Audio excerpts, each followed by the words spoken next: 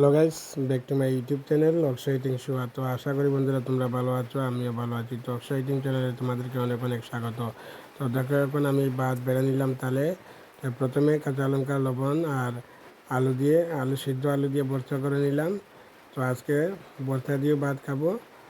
তো ভর্তার পর্ব প্রায় শেষ, তো এখন খাওয়া দাওয়া শুরু। তো তোমরাও কমেন্টে জানিয়ে দাও এইভাবে আলু সিদ্ধ করে ভাত খাও কিনা না খাও। তো খাওয়া দেখে বুঝতে পারছো যে আজকে আলু সিদ্ধটা খুব ভালো হয়েছে। তো খাওয়া দাওয়ার পর্ব প্রায় অর্ধেক শেষ।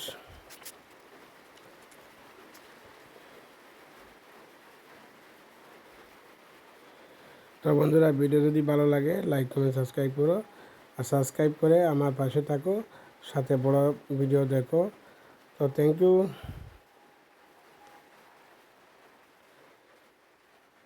টাটা।